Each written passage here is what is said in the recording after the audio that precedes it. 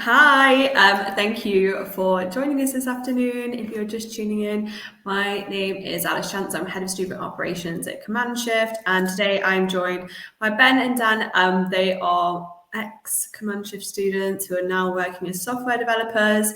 I wanted to put this event on because I think there are some expectations when it comes to job seeking. It's quite unknown. I think interviewing as a junior developer for the first time. I think people have lots of questions. So really use this experience to ask these two loads of stuff. I've got some questions prepared for them, just about them, how they found it. They both have very different experiences when it came to job seeking.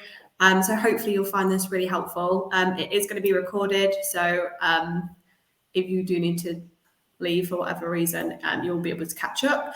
Just a couple of things about Livestorm. There is a question section which you can ask questions on. Feel free to do that. There's also a chat section, so feel free to put any messages or any comments or anything like that in there. If there's any questions you want to ask Ben or Dan, just feel free to pop them in there and I'll keep an eye on that. Either I'll ask them at the time if it's relevant, or I'll go over them at the end. The session today will probably go on until about 1 o'clock, but really just take from this what you can, make the most of it. Don't be afraid to ask questions. These two are very helpful and friendly, which is why I've picked them to speak with me today. But yeah, cool. I'm going to speak with Dan first, just because I'm just Dan. Okay. Cool. So Dan, our first question for you is, when did you do the course? So I started in October 2021 and graduated last year in May. Cool. And what sort of job were you working in before you did the course? And did you have much sort of software development experience, or what was it? Yeah, so no experience at all. I had tried coding when I was in college, so about 20 years ago. But other than that, hadn't touched it. And I was in hospitality for 12, 13 years, running bars and restaurants. So quite a big change for me. Yeah, big switch. And what were your expectations when you sort of signed up for the course? And what did you get from it? Yeah, I suppose my expectations of coding just in general was just sort of what you see on TVs and in shows. Yeah. In your bedroom, just constantly tapping away on a computer. I didn't realise it was going to be as sort of creative, and as enjoyable to do as it turned out to be. Yeah. And what were your expectations when it actually came to job seeking? Like how did you think the process was going to go from graduation to, I guess, finding a job? Like what did you expect when you signed up for the course for when you'd find a job? Yeah, I suppose I wasn't sort of had too much expectations of going straight into something. I knew that I was going to have to do a bit of digging myself. I didn't expect a job to sort of be found for me. I did expect there to be, I suppose, a lot more sort of open jobs out there. And I found that when I started applying that there was a lot of other people applying for the same role as me at the same time. So, I suppose that was a bit of an eye-opener. Yeah, it's a super competitive market, isn't it? And I guess it's like any entry-level market. When you're going for sort of junior positions, you do have lots of sort of people going for that same level job. And there's lots of rejections, or there can be lots of just not even rejections and just no responses and things like that. I think you're right. And how did you approach the job seeking experience? Like what sort of process did you have, if you can remember? Well, yes, obviously, as you know, Alice puts on a lot of job applications and job adverts onto the cohort tracking into our Slack channel. So as you're progressing through the course, you can see sort of like jobs being advertised and what you can look to apply for in the future. I suppose nothing sort of caught my eye as the weeks carried on, and then the job that I'm in now popped up, and was gaming in the title. Obviously, I'm quite into video games. I thought, oh, this is great. It's probably not directly related, but it's probably something that I'd be interested in. So that's how I picked. Cool. And just out of curiosity, were you quite selective then when you were looking for jobs? Were you looking for the right opportunity when you first started applying, or were you quite open? It sounded like you're quite selective. Yeah, I was quite selective. Oh my God, my cat's just brought a bird in.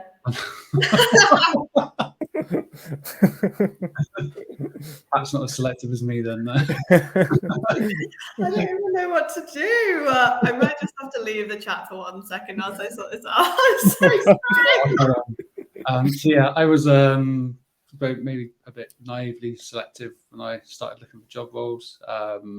Fortunately, the one that I applied for, I got I just purely applied for it because it was sort of gaming related, and it was a large company that I knew that I'd have plenty of sort of opportunity to grow in. What is your current role, if you don't mind me asking that? I'm a software engineer for Sky Betting and Gaming. Oh, okay. That was it. Quicker than expected. It's out the window. The bird is alive. I don't even know how I got that from. What time of life is this? Yeah. Thanks for covering for me then. Yeah, cool. Where were we? Sorry. I was just talking about why I selected the role that I went for in the end. Cool. So I think that's a big thing as well. Like I, as somebody who posts the job roles, I never know. Some people go in and they're like, I'm just going to apply for everything and just see what I get back. Whereas other people are like, I really want to go for this job, or there's certain things that they want within a job role. So they just want remote, or there's a salary expectation for the sort of job they're looking for. They need to match a certain salary that they're on. So yeah, do you think you would have opened it up a bit more as the time had gone on? Yeah. I mean, if I'd had some rejections and had some difficulties getting involved along the way, then yeah, definitely would have done. But this was the first role that I sort of felt a bit of a spark as to that I would like to work for that company. Yeah. I went for it. So I think you only applied for one job, didn't you? Yeah, I did. Yeah. So you applied for one job and you were successful and you got that job, and that was with one of our partners, so Sky Betting and Gaming, which is great. You're still there now, which is amazing. Did you get promoted recently? I did, yes. Yeah. So, how are you finding it? Yeah, great. It's can't fault the company. I get to work with a lot of different tech because it's software engineer. I work with front end, back end. I do a lot of stuff with cloud. I've worked with a lot of different languages that I didn't in the course. The course stood me in good stead to start this role, but then they put a lot of time and energy into sort of developing you outside of that. So yeah, it's been great. Really enjoyed it.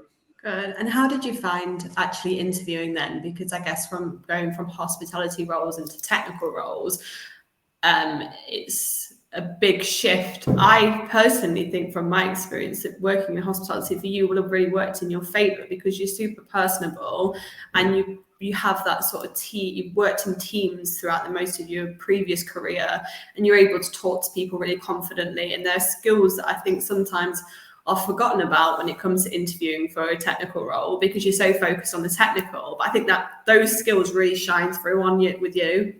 Yeah, I would say that I've probably not interviewed properly for about 12, 13 years. Yeah. The right place at the right time and developed my way through hospitality like that. So when I went for this interview, I was quite nervous. But like you said, when I got there, I realized that they're not so much looking for your knowledge of tech. It's more, do you have like a genuine interest in tech? Yeah. Demonstrate your passion for learning. Are you personable? Are you the sort of person that's going to fit into their team and is going to be friendly at stand-ups and people and pair up and work well with others? So yeah, that's what I mean. In my case, we're looking for, but I think that's probably the same for most companies. I agree. And when I speak to employers and I speak to hiring managers, that is what they say. Like they can teach, they always say we can teach the technical stuff. It really is a lot of the time down to the person. Obviously it's super competitive. So there'll be loads and loads of great people, but I think obviously it was the right role for you and you were just exactly what they were looking for. But the actual interview process, yours was like a one stage, like open day interview? Yeah, it was a day long. So we did a bit of sort of a welcome, talk about the company, did some one-on-one interviews, which was sort of about half an hour long. We did a tech test, but it was sort of a theory tech test. We didn't actually have to code. And then we did some sort of mini interviews where we met more of the lead engineers and senior software engineers. Cool. And I had this question prepared, but I guess it's not really necessary about how you stayed encouraged, but I guess it just was quite easy for you to get into? Well, not easy, but you found something quite quickly and quite nicely as well. So somebody has asked a question for you, Dan. What knowledge in particular was applied from the group bootcamp to the job after? What knowledge in particular was applied from the bootcamp to the job after that you found? Yeah, I suppose in terms of languages, JavaScript I took with me, React, learning about SQL and databases, I took that along with me. Node I used, Docker I use. So probably the majority of what we were taught on the course I now use in some form, or it's helped me to pick up a new language because I've had some sort of basis or understanding of how it worked before.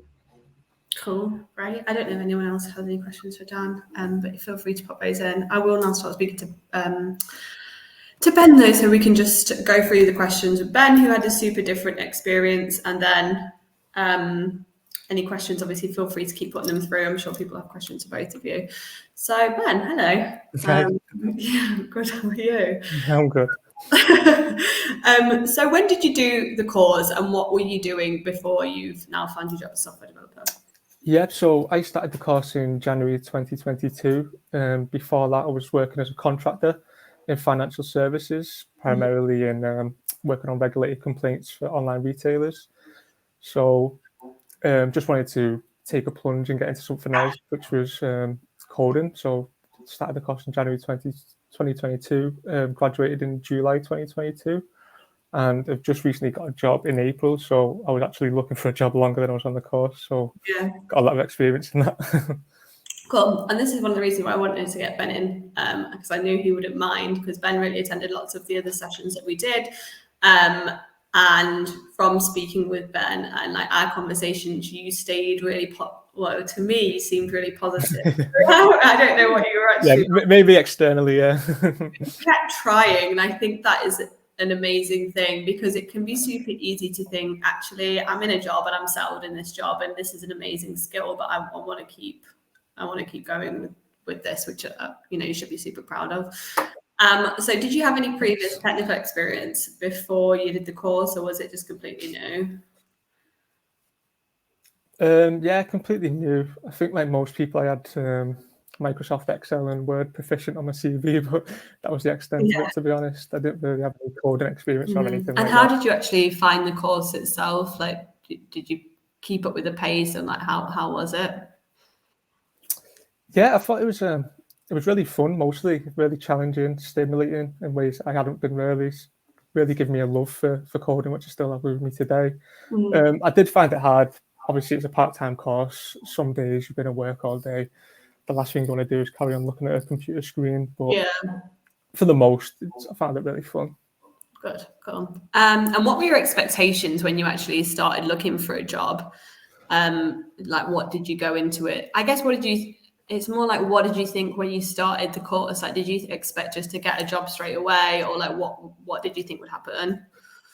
I think like Dan at the start, I didn't have too many expectations, but by the end, being brutally honest, I thought it was going to be quite easy, to be honest. Yeah. I think kind of you leave the course with like a lot of momentum and a lot of confidence. Like you're building apps, you're doing all these things, you feel really confident, and by the end of it, you think, "Oh, this is great. I feel going to be able to get a job quite easy." I think it's like the Dunning-Kruger effect, where you get the little you feel like too overconfident. So I thought I wouldn't have too many problems getting a job. Yeah. And obviously realised it's like a lot harder than I thought it was. Yeah. And I mean, I knew you would get something, and I was surprised that you didn't get something quicker, just because you always spoke to me like really confidently, and we always had really good conversations, and you were really open.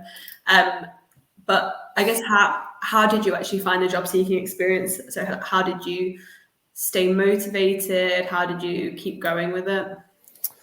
Yeah, so at the start, I kind of had a bit of a plan of what I wanted to do, and I was applying for some jobs and getting to like various stages.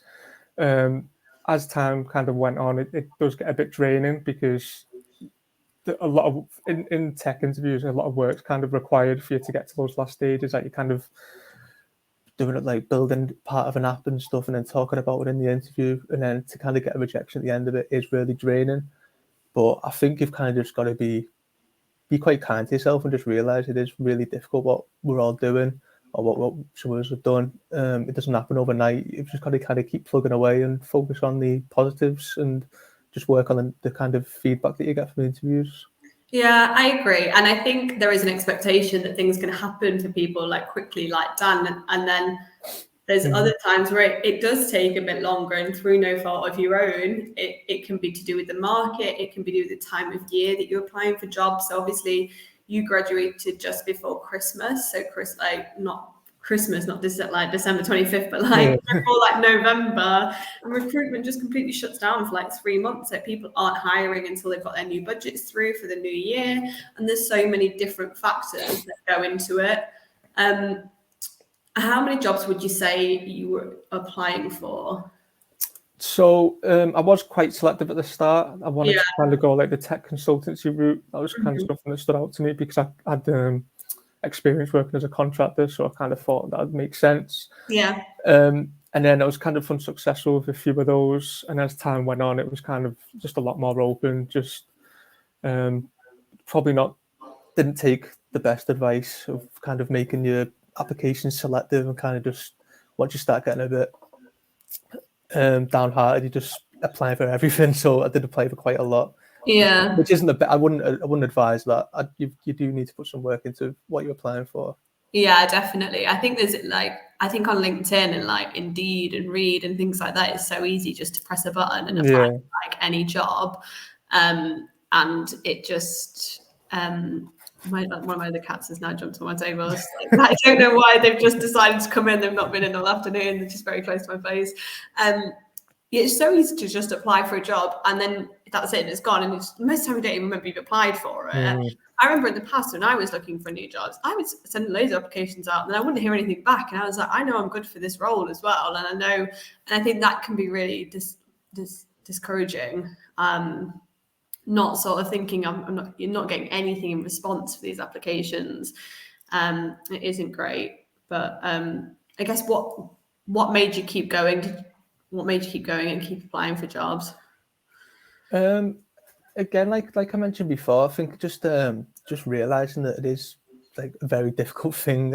As I said earlier, I had a lot of confidence leaving the course and thought it was going to be great and I was going to be really quick. I have a story a bit like Dan, but you've just got to remember that this is a really difficult thing that we're doing. It's completely new. You've never done it before, so you just got to focus on the positives and just realize that it will come. Like the job I'm in now was one that I did put a bit of effort into the application. It was one that I wanted when I read the job description, but I didn't hear anything back for a while. Kind of moved on, and then out of the blue, just got an email to see if I was still interested, and within a couple of weeks had the job. So you just never know what's around the corner, to be honest.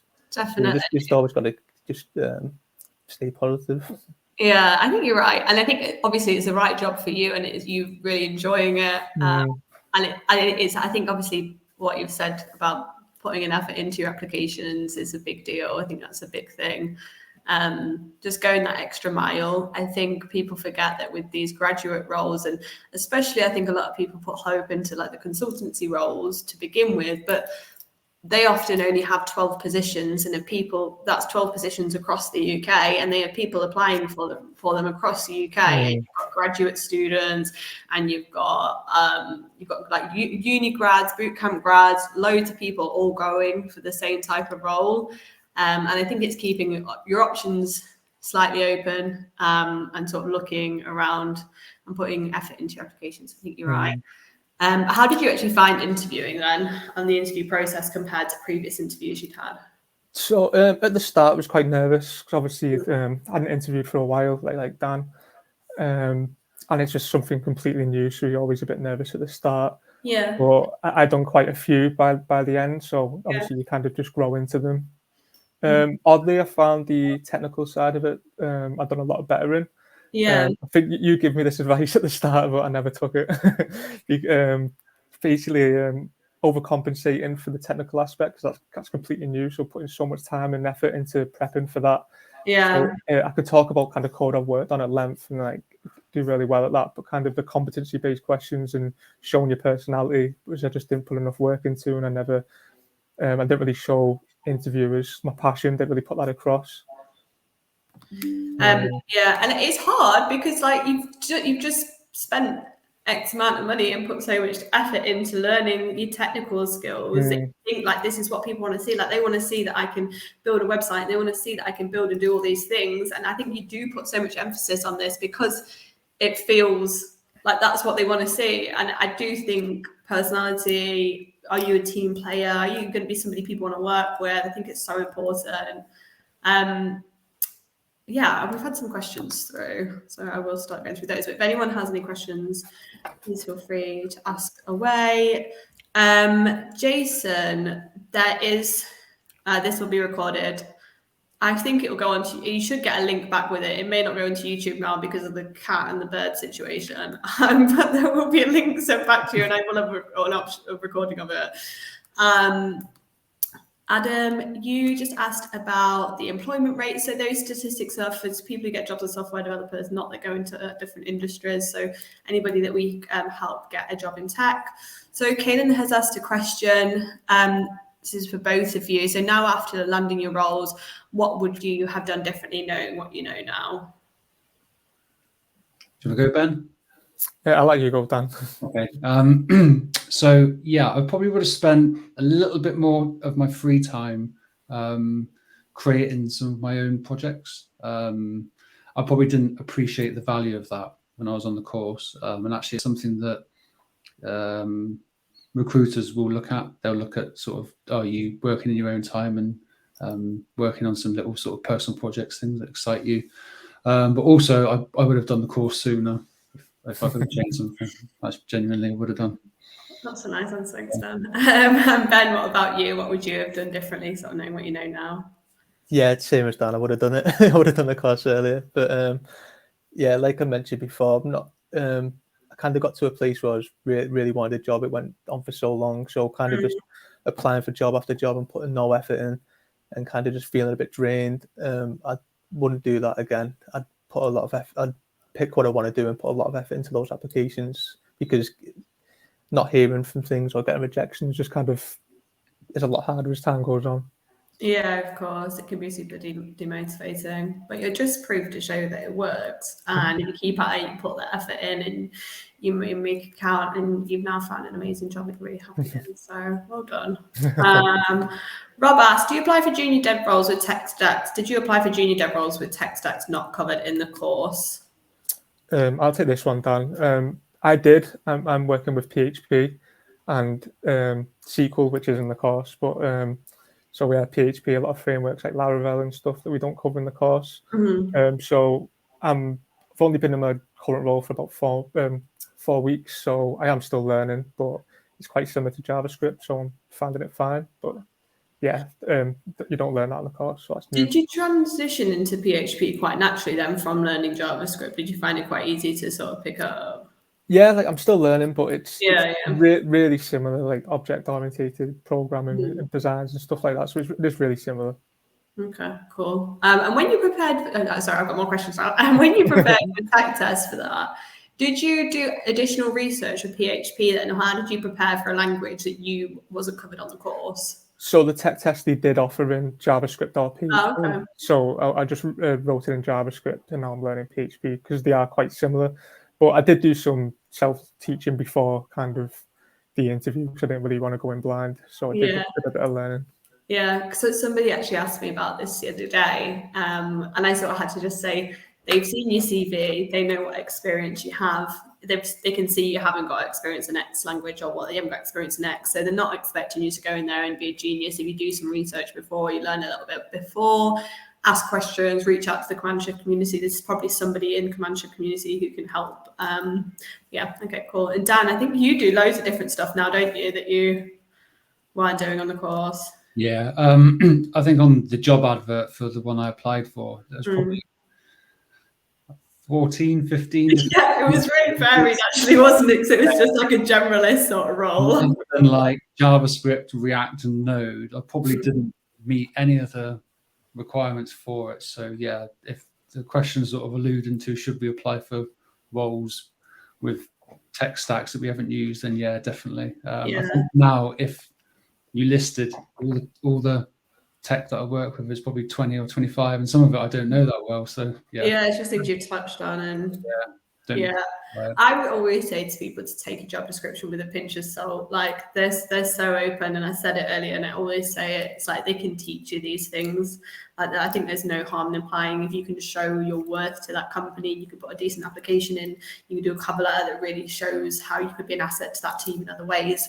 Then there's still always a chance. Mohammed, that's an interesting one. A lot of the roles cover tech. We haven't covered them or seen more advanced. Is it worth applying for these to see what happens? I think that's, yeah. So basically we're saying, yeah, it would be worth applying for them. Rosu asked, for both, what is the best way and how can you start building your own project? For me, when I was in the course, it was YouTube videos. So just watching different YouTube videos, different tutorials of different languages and how things work, and try and find some videos of sort of how other people have started building projects and how they got things off the ground. For me, it was like little games like Snake or Wordle, like how you would make that in JavaScript. And that sort of following those through prompted me to start thinking, okay, maybe I'd like to make this sort of game in JavaScript. It just sort of gets your sort of your brain in motion as to what you could and possibly make.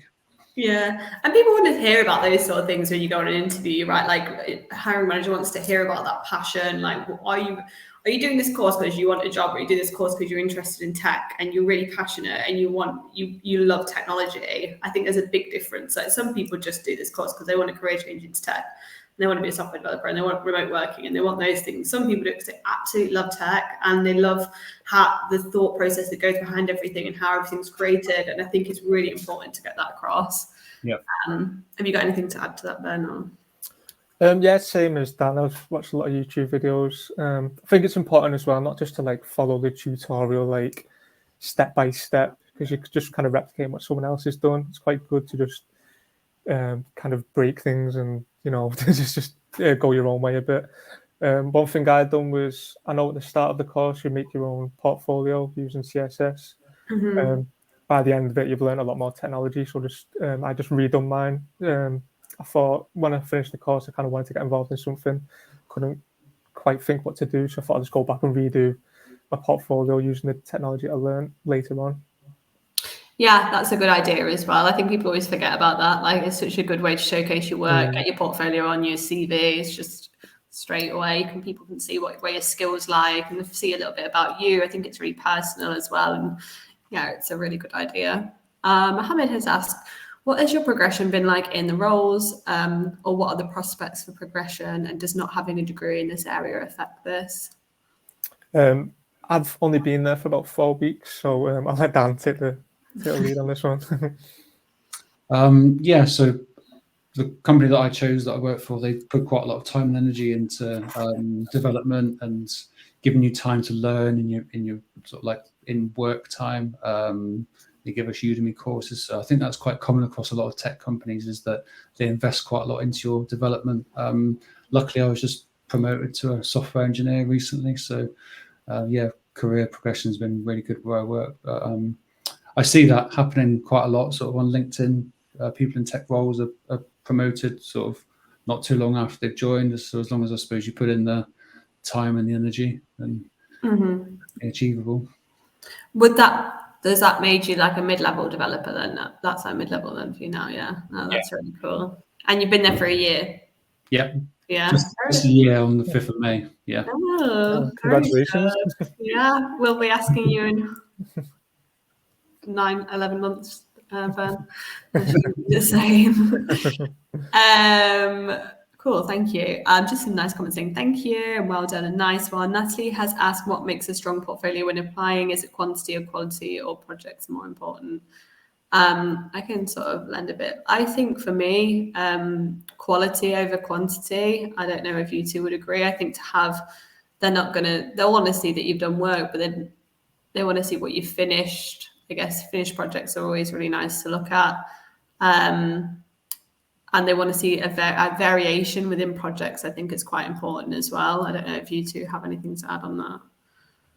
Oh yeah, I'd echo that. Something just quite eye-catching. You can have about 10 unfinished projects on there, but as long as someone's only going to look at it for about 5 minutes anyway. Yeah. So just something that catches their eye, I think. Yeah, I always say when people are doing your CV, you want to have about 3 projects on there for that when you first start applying for jobs. What sort of things have you worked on, and what technologies have you used to create those? Do you ever do interviewing, Dan, in your role now or not? Not as such, no. No, I didn't know whether you would be doing that, but you will be soon. Cool. I don't know if anyone else has any other questions. No problem. Thanks, Natalie. I don't know if anyone else has any other questions that they want to ask. I can see Rob is typing, but hopefully that's been quite helpful for people just to get a bit of an insight into, I guess, the different journeys that people take when it comes to job seeking. Hopefully, if you're looking for a job and you're feeling a bit discouraged, that Ben has shed a bit of light on his experience that will help you. Hopefully, you may be inspired by Dan's story. You know, everyone has a super different journey when it comes to job seeking. It isn't one size fits all. And hopefully this has been really helpful. I will get this recording out to everybody. It will get shared around after I end the event. But if you do have any other questions, or you would like to know anything about the course, about Command Shift, feel free to get in touch with myself. If you want to join us on Slack, feel free to join us over on Slack as well. We've got a big Command Shift community there. But thank you for joining us this afternoon. It's been nice chatting with everybody, and hopefully I will speak and see you all soon. So thank you. Thanks all. Bye. Bye.